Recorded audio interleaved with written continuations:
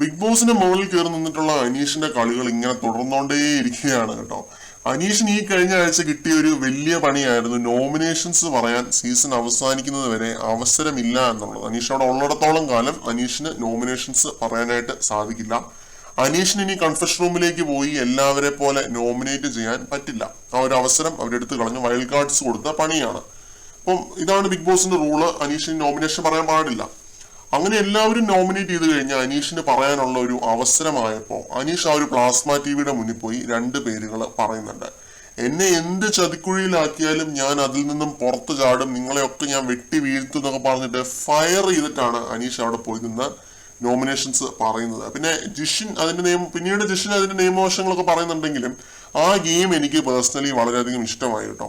Confidence ആണ് അനീഷ് അവിടെ കാണിച്ചത്. എനിക്ക് പറയാനുള്ളത് ഞാൻ എല്ലാവരുടെയും മുന്നിൽ തുറന്ന് പറയുക തന്നെ ചെയ്യും.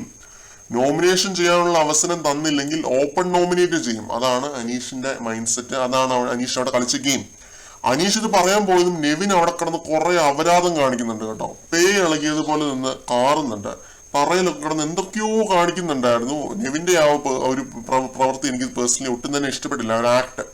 എന്തായാലും അനീഷ് പറഞ്ഞ 2 പേരുകൾ അനുമോൾ അതേപോലെ നെവിൻ എന്ന് പറയണം.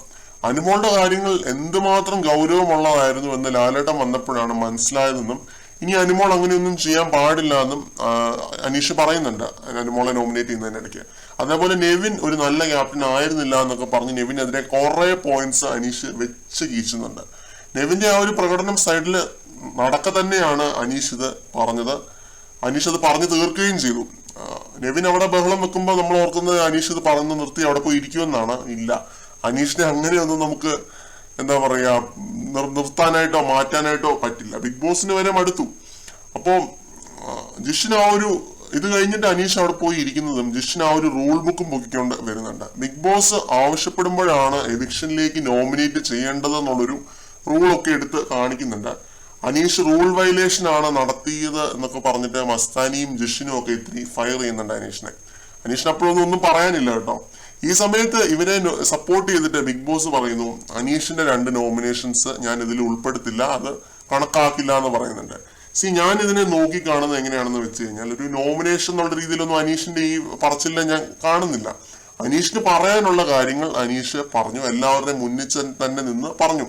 നോമിനേഷൻ ചെയ്യാനുള്ള ഒരു അവസരം അനീഷിന് ലഭിച്ചിരുന്നുവെങ്കിൽ അനീഷ് ഇവരുടെ പേരുകൾ തന്നെ പറഞ്ഞേനെ. അത് ഉറപ്പാണ്, 100% ഉറപ്പാണ്. അപ്പൊ ആ ഒരു കാര്യം മറ്റുള്ള ഹൗസ് മേറ്റ്സിനെ ബോധിപ്പിക്കാനായിട്ടായിരുന്നു അവിടെ പോയി നിന്ന് അങ്ങനെ ഒരു കാര്യം ചെയ്തത്.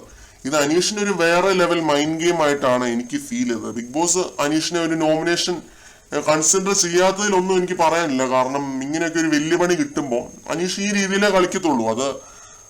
അത് അനീഷ് ചെയ്തതെന്ന് പറഞ്ഞ ബിഗ് ബോസിന്റെ തീരുമാനത്തെ ഞാൻ ബഹുമാനിക്കുന്നു എന്ന് പറഞ്ഞിട്ട് തന്നെയാണ് ചെയ്തത്. അല്ലാതെ വെറുതെ അവിടെ പോയി നിന്ന് പറയുകയായിരുന്നില്ല.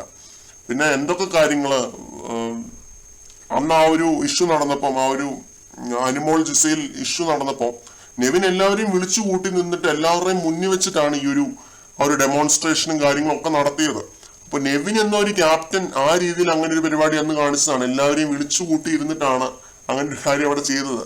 അപ്പൊ അങ്ങനെ ഒരു കൂട്ടത്തിന്റെ ഇടയ്ക്ക് നിന്നിട്ട് തന്നെയാണ് അനീഷ് നോമിനേറ്റ് ചെയ്തത്. അപ്പൊ ഇതിൽ വലിയ രീതിയിലുള്ള ഒരു അതിശോക്തിയൊന്നും ഞാൻ കാണുന്നില്ല. മിണ്ടാതെ വായും പൂട്ടി ഒരു മൂലയ്ക്ക് അനീഷിനെ കൊണ്ടിരിക്കാൻ പറ്റില്ല. അങ്ങനെ ഇരുത്താനായിരുന്നു ഇവരുടെ ശ്രമം എന്നുണ്ടെങ്കിൽ അത് പാളിപ്പോയി. അപ്പോൾ അങ്ങനെയൊക്കെ ചെയ്ത് കഴിഞ്ഞാൽ അനീഷിന് അത് നെഗറ്റീവായിട്ടേ വരത്തുള്ളൂ. അതൊക്കെ കണക്കാക്കിയായിരിക്കാം അനീഷ് ഇങ്ങനെ ഒരു നോമിനേഷൻ ചെയ്തത്. അനീഷിന്റെ ഭാഗത്തു നിന്നും ഒരു 2 നോമിനേഷൻസ് പ്രേക്ഷകർക്കായിട്ട് അനീഷ് കൊടുത്തത് നല്ലൊരു ഗെയിം ആയിരുന്നു. കൂടുതൽ ലൈവ് അപ്ഡേറ്റുകളുമായിട്ട് നമുക്ക് വീണ്ടും കാണാം.